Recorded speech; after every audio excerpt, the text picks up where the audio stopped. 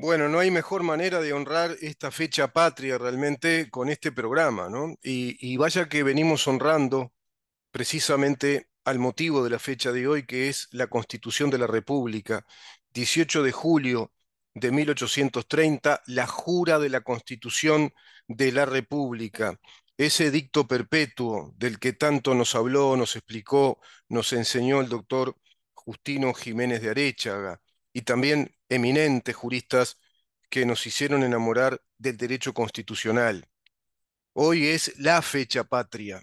Hoy realmente es la fecha. Hoy es el nacimiento de la República Oriental del Uruguay con este edicto permanente o perpetuo que tiene eso, vocación de permanencia, de perpetuidad, porque es el pacto fundacional, el contrato original fundacional de nuestra nación tan desconocido en estos tiempos, tan violentado, tan violado, en favor de los intereses comunistas, en favor de esas huestes organizadas por un internacionalismo comunista que no responde para nada a los principios republicanos democráticos de una constitución como la nuestra, que no responde para nada al artículo 82 de la Constitución de la República, que no responde para nada a los principios de protección de nuestros derechos en calidad de personas, que no responde para nada al artículo 7. Los habitantes de la República tienen derecho a ser protegidos en el goce de su vida, honor, libertad, seguridad, trabajo y propiedad.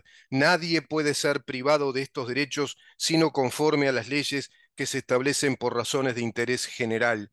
Nadie, ninguno de los comunistas tiene interés en que esto se perpetúe. No responden a estos principios constitucionales ni a estos derechos consagrados. Por eso están llevando a cabo este atentado violento contra la Constitución, que es el plebiscito del PIT-CNT, llamado plebiscito contra la reforma de la seguridad social, llamado plebiscito contra las AFAPs. En verdad es un plebiscito contra la Constitución, es un plebiscito contra el derecho inviolable de la propiedad privada, es un plebiscito contra los uruguayos, es un plebiscito contra el futuro económico del Uruguay, es un plebiscito contra el sistema financiero del Uruguay, es un plebiscito contra la credibilidad de Uruguay como un país democrático y republicano que llame poderosamente la atención a inversores.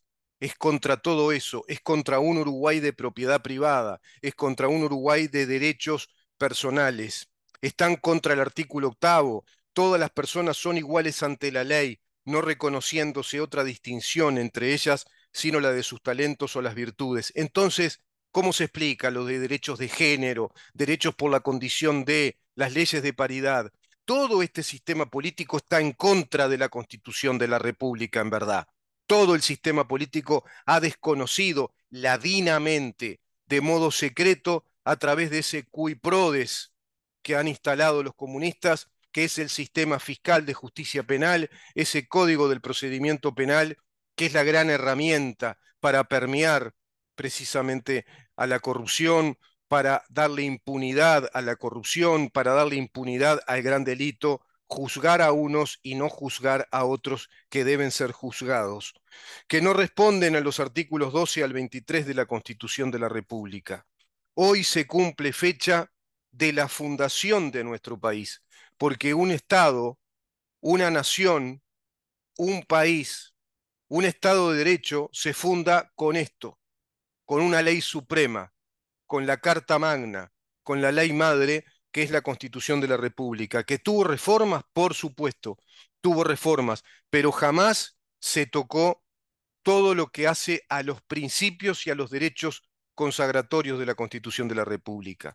Los principios constitucionales, los lineamientos constitucionales, el modelo político que la Constitución establece, eso jamás se reformó. Se reformaron aspectos instrumentales, inclusive profundizaciones en algunos aspectos administrativos, pero todo lo que hace a los primeros, digamos, libros de la Constitución, a las primeras secciones, se le dice, y todos sus capítulos, bueno, no fueron para nada tocados, sino que por el contrario, en alguna pequeña reforma se profundizaron y actualizaron esos principios que nos protegen a todos por igual. Hoy, señores, hoy República Oriental del Uruguay, hoy es la fecha patria más importante de nuestro país.